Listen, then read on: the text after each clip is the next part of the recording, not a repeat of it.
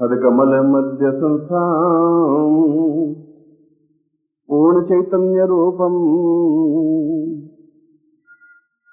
निर्व्यक्त बीज भवतां भव दिव्य रूपम चैतन्य पूर्ण सहितां कमलेश पूर्वम गुरुवै हृदय पूर्वां सत्तम प्रणाम। मैं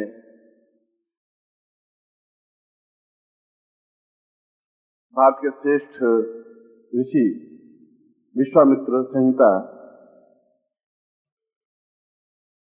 के चतुर्थ अध्याय से इस श्लोक का उच्चारण कर रहा हूं। कुल 12 अध्याय में उन्होंने 4 अध्याय पूरे के पूरे गुरुदेव के बारे में ही लिखा है।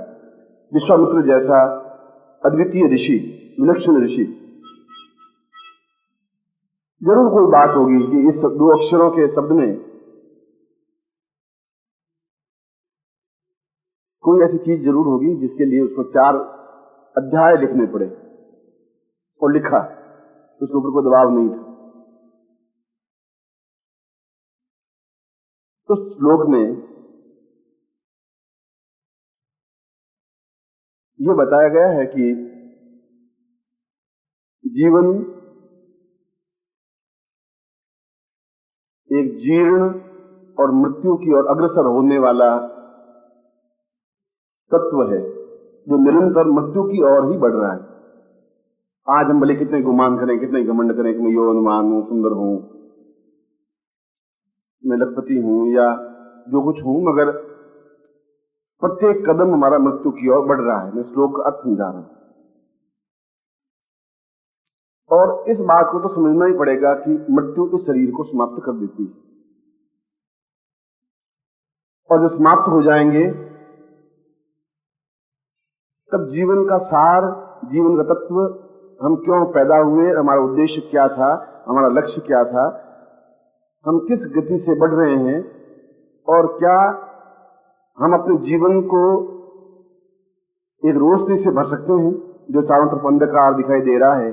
दुख, पीड़ा, चिंता, तकलीफ, कष्ट, समस्याएं, बाधाएं, अड़चने, जब भी सुबह उठते हैं तो शाम तक कम से कम 20 और 40 समस्याओं से जूझना पड़ता है। व्यापार से भी, पैसे से भी, घर से भी, समाज से भी, और खुद से भी। इसलिए न आप विश्राम ले सकते हैं, और आप विश्राम नींद दे भी लेते हैं तो आपका दिमाग विश्राम लेता ही नहीं है, वो तनावग्रस्त बना ही रहता है। क्या कोई ऐसा तरीका, कोई ऐसा चिंतन, कोई ऐसा शास्त्र, कोई ऐसा पुराण, कुछ ऐसा है ही नहीं जिससे कि यह मलयुक्त शरीर, मलयुक्त शरीर का मतलब है कि इस शरीर में यदि खोल के देखा जाए तो मल, मूत्र, विष्ठा, थूक, लार, मज्जा के अलावा कुछ है ही नहीं। बाहर से हम चाहे उजले कपड़े पहन लें, बाल से इत्र लगा दें, चाहे परफ्यूम छिड़क दें, पर अगर आप किसी डॉक्टर के यहाँ जब पोस्टमार्टम हो तो शरीर को देखो तो इन 5 चीजों के अलावा उसमें कुछ निकलता ही नहीं। खून तो पानी हो जाता है, मांस गलने लग जाता है, पीछे रह जाती विष्ठा और मल और मूत्र, ये समाप्त होते हैं, अंदर पड़े रहते हैं। इनसे ही निर्मित ये शरीर है। क्या यह शरीर उज्जवल बन सकता है? क्योंकि भोजन हम चाहे हलवा खाएं, चाहे कितना ही स्वादिष्ट भोजन करें, वो मल में ही कन्वर्ट होता है। गाय तो घास खाती है तो दूध में कन्वर्ट कर लेती है, हम तो वो भी नहीं कर पाते। भगवान ने एक मशीन ऐसी बनाई है पशुओं की भी कि अगर घास जैसी चीज से भी दूध उत्पन्न हो जाता है। कोई कोई अंदर तो मैकेनिज्म है, और हमारे अंदर मैकेनिज्म ऐसा है ही नहीं। हम तो चाहे घी खा लें, चाहे शक्कर खा लें, चाहे कुछ भी खा लें, वह केवल एक मल और मूत्र और विष्ठा ही बनती है। ऐसा मलयुक्त तो शरीर क्या उज्जवल बन सकता है? विश्वामित्र ने अपने आप से प्रश्न किया है, और दूसरी पंक्ति में उसने प्रश्न किया है कि यदि ऐसा शरीर है और मृत्यु की ओर बढ़ने वाला ही शरीर है, तो फिर इस जीवन का प्रयोजन व्यर्थ है, इस जीवन का उद्देश्य व्यर्थ है, इस जीवन का लक्ष्य व्यर्थ है। अगर तनाव युक्त जीवन है तो उस जीवन का मतलब है ही क्या, मकसद क्या है फिर? जब दुख युक्त तो शरीर है तो इस शरीर का फिर उपयोग क्या है? ये तो मरते मरते मर जाएंगे, हमारे सैकड़ों पूर्वज मर गए, हम भी मर जाएंगे, आने वाली पीढ़ियां भी मर जाएंगी।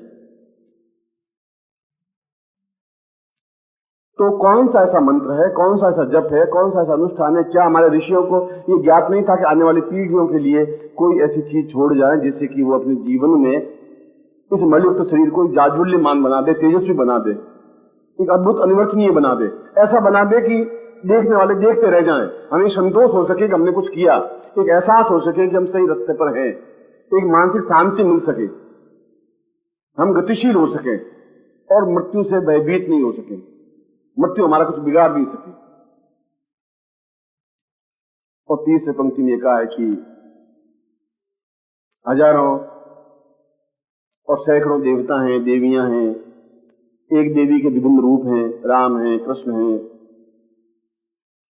हनुमान है, जगदम्बा है, काली है, छिन्नमस्ता है, भुवनेश्वरी है। और आप देखेंगे तो कौन से देवता की उपासना करें, क्या देवता की उपासना से काम हो जाएगा? कई बार हम बगला मुख में जाप करते हैं, फिर छोड़ देते हैं, फिर राम राम करते हैं, फिर उसको छोड़ देते हैं, हनुमान जी की पूजा करते हैं, हनुमान जी को छोड़ देते हैं। करें क्या? तब विश्वामित्र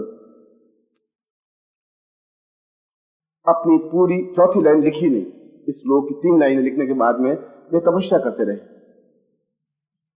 और तपस्या पूरे साल भर की। पर्ण नीर सदैवत्वाम पूर्ण तपः मनश्चितिम ताम चतुर्थम पंक्तिश्च ससार भवोच्यते। उन्होंने पत्ते और पानी खाकर के साल भर तपस्या की और इस चिंतन को लगाया कि वास्तव में इसका उद्देश्य, हेतु, उपाय क्या है। और उन्होंने बताया कि केवल गुरु शब्द ऐसा है जिसको हम देखें नहीं, कि वो देखने की चीज नहीं है, कोई पदार्थ नहीं है, वह छूने की चीज भी नहीं है कि उसको स्पर्श करें, उसको उठा के ले जाने की भी जरूरत नहीं है।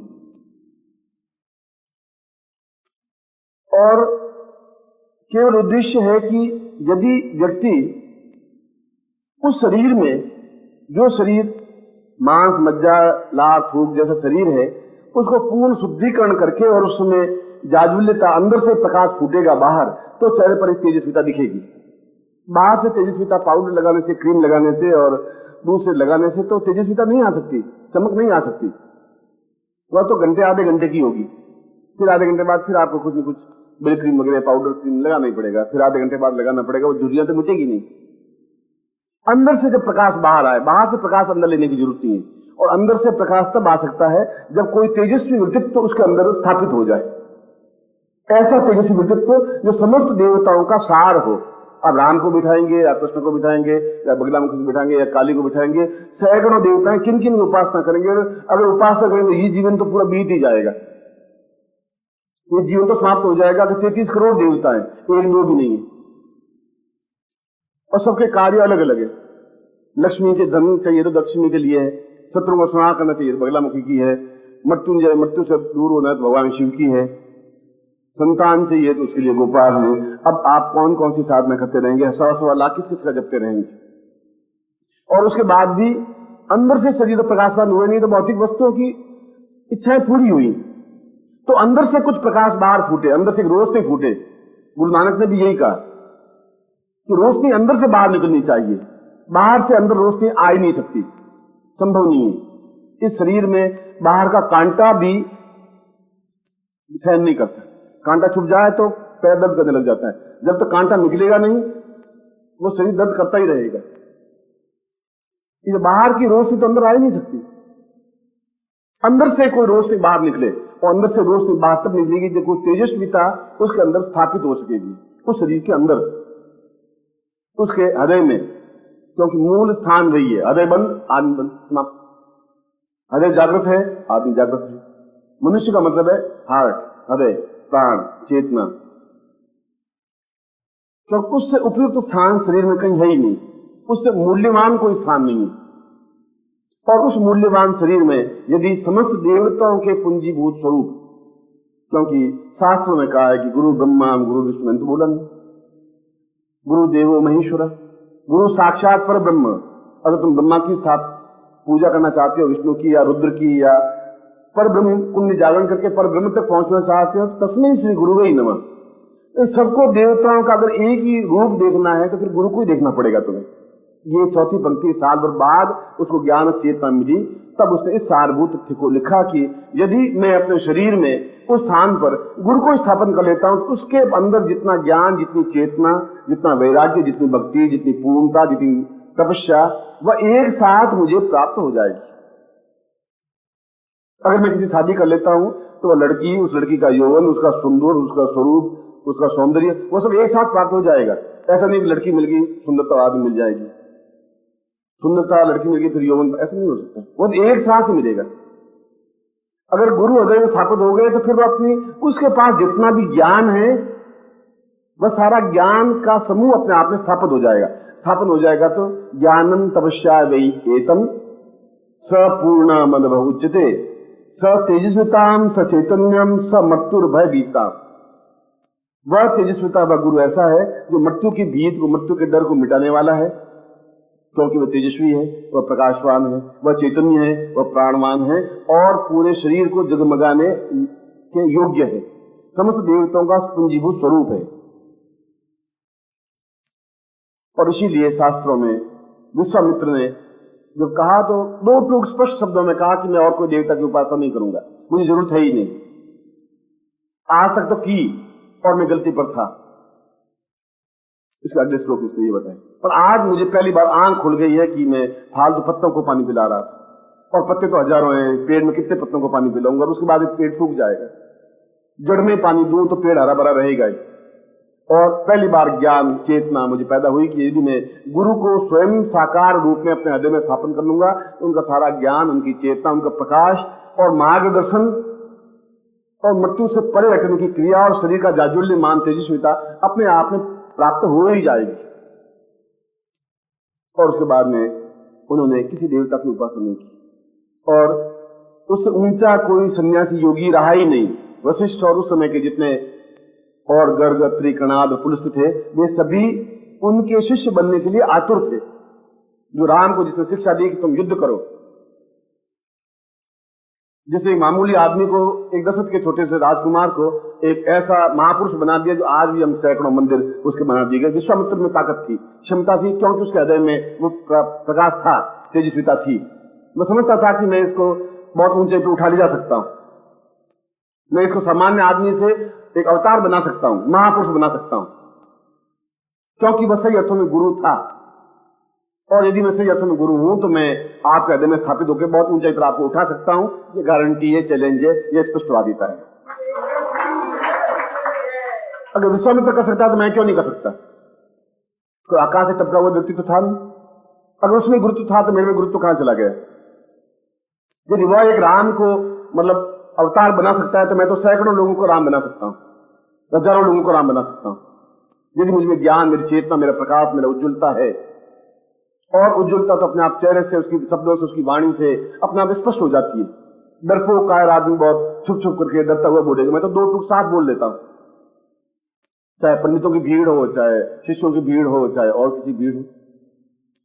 और जो भी कहूंगा वो आंखों देखी कहूंगा नहीं, और पोथी देखी भी नहीं, जो अनुभव किया वो कहूंगा।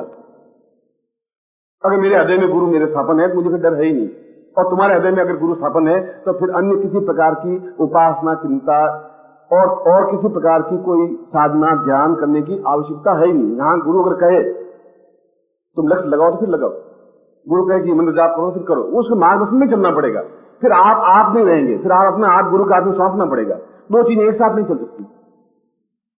या तो आप अपना हाथ सौंप दें कि आप जो चाहें करें, मगर मैं एक अद्वितीय व्यक्तित्व बना दें मुझे, फिर आप अपने मन की चलाते रहे तो गुरु कुछ कर नहीं पाएगा। विश्वाराम ने बिल्कुल अपना घर छोड़ दिया, राजबाग छोड़ दिया, सब कुछ छोड़ दिया और विश्वामित्र के आश्रम में जाके रहे। अब आप जाने, मगर मैं अद्वितीय बनना चाहता हूं, मैं छोटा मोटा राजकुमार नहीं रहना चाहता। और विश्वामित्र उनको वो कार्य सौंपते, राजकुमार को ऐसा लकड़ियां काट के ला, चूल्हा जला, खाना बना। अब पास में दशरथ का बेटा, दशरथ के राज्य में विश्वामित्र खुद रहते थे, उसी जंगल में, वहां से अयोध्या 20-30 किलोमीटर दूर। तुम घर जाओगे नहीं, माँ बाप को याद करोगे नहीं, जो मैं कहूंगा तुम्हें वही आज्ञा देनी है। और 6 महीने तक राम और लक्ष्मण से उसने रोटियां बनवाई। वो देखना चाहता था कि गरूर मिटा तो नहीं, घमंड मिटा तो नहीं। इस उम्र में अभी तो है नहीं मैं राजकुमार हूं, मेरे राज्य में रहता है, और ये छोटा सा तपस्वी, ये साधु, और मैं तो राजकुमार हूं, राजा का बेटा हूं और युवराज हूं, राजगद्दी पर बैठने वाला हूं। वह घमंड उसका मिटाना चाहता, तोड़ना चाहता था। इसलिए वो कार्य जो सबसे छोटे से छोटा कार्य था वह उसको काम सौंपा। गुरु ग्रंथ साहब ने भी कहा है कि किसी सरदार को, किसी को यदि कोई गलती की है तो जूते साफ करने के लिए बाहर बिठाते हैं, चाहे वो कितने मंत्री हो, तो बिठाए बाहर। आज भी उनको तनखैया जो होते हैं उनको बाहर बिठाते हैं, सबसे पहले गुरुद्वारे में जूते साफ रखे, उस नीचे कोई काम नहीं है, जूठे बर्तन बनवाते। राजसूय यज्ञ हुआ तो कृष्ण को पूछा कि सबको काम सौंपा युधिष्ठिर ने, कृष्ण को पूछा कि आपको मैं क्या काम सौंपूं, आप तो अवतार हैं, महापुरुष हैं, अद्वितीय व्यक्तित्व हैं और पूजनीय हैं, मैं आपको क्या काम सौंपूं। उसने कहा इतना ही, जितने ब्राह्मण हो 10,000 ब्राह्मण, उनकी झूठी थालियां मैं मान दूं, बस उस जगह मुझे बिठा दीजिए, वही मेरा कार्य।